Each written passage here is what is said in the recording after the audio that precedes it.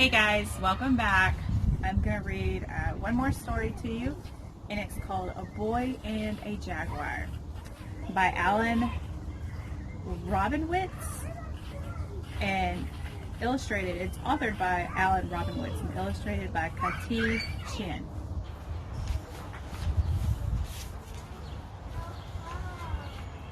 I'm standing in the great cat house at the Bronx Zoo. Why is this jaguar kept in a bare room, I wonder? I lean towards my favorite animal and whisper to her. What are you doing? My father asked. I try to explain, but my mouth freezes, just as I knew it would. I'm a stutterer.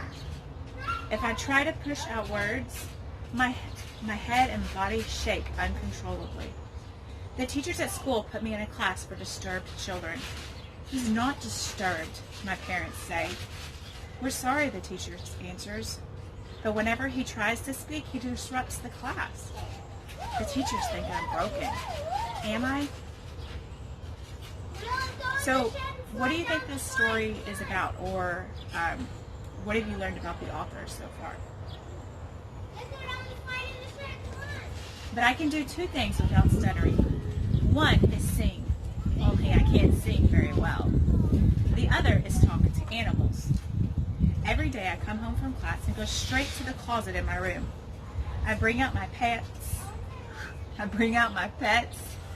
hamster, a gerbil, a green turtle, a chameleon, and a garter snake. I close the door and talk to them without stuttering. I tell them my dreams. I tell them that I want to be able to speak like everyone else. I know that my pets listen and understand. Animals can't get the words out, just as I can't get the words out. So people ignore or misunderstand or hurt them, the same way people ignore or misunderstand or hurt me. I make a promise to my pets. I promise that if I can ever find my voice, I will be their voice and keep them from harm. My parents try everything to help.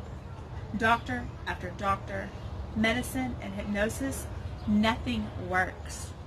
But my father knows that one thing that does work. He takes me to the great cat house at the Bronx Zoo. I go straight to the cage with the lone jaguar, lean over the railing, and put my face against the bars. I whisper my promise to her fluently. The word fluently is an important word in this page. It means smoothly and without effort. Why do you think Alan, the author,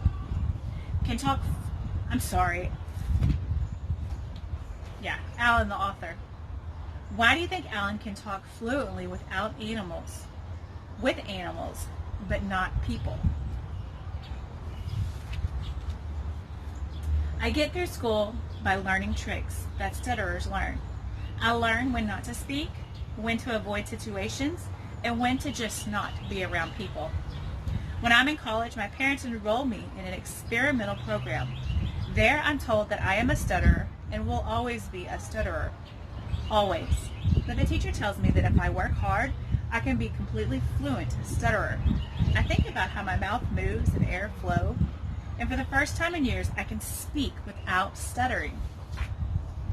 I can speak, but nothing has changed on the inside.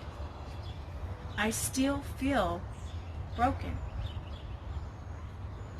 So what are you thinking? Who remembers when the author used the words broken earlier in the book? Why do you think he still feels broken? I go to the Great Smoky Mountains to study black bears. Alone in the forest with the animals, I am home. Later, in Belize, I am the first person to study jaguars. The jungle makes me feel more alive than I have ever felt. So what kind of change do you notice in Alan now?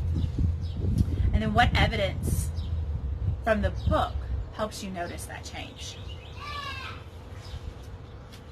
I learned how to follow and capture jaguars for study before releasing them back into the wild. I am happy. But as fast as I can catch jaguars and other information, and gather information to help them, hunters are killing them.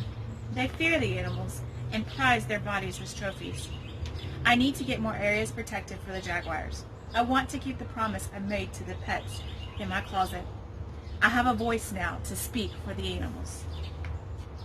In the Capitol Police and the Office of the Prime Minister, I am giving 15 minutes to make my case. 15 minutes.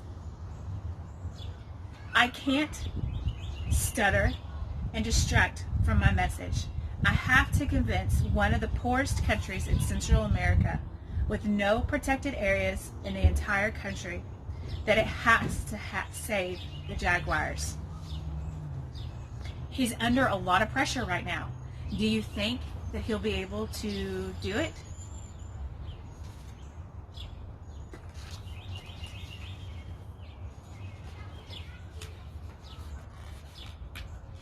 Later that day, the Prime Minister votes to set up the world's first and only jaguar preserve.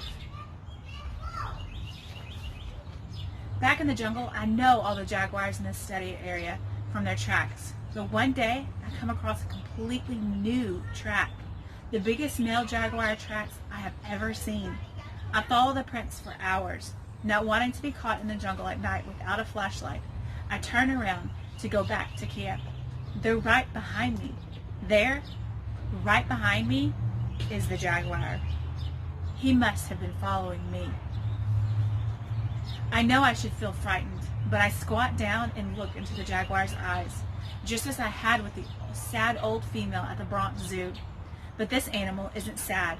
In the animal's eyes are strength and power and sureness of purpose. We are both whole. We are both at home. I leaned towards him a little, the way I had at the Bronx Zoo so many years before. "Thank you," I whispered. So what do you guys think about the ending? Remember, you can comment below to answer any of these questions, pause it, and re-listen if you need to. Okay?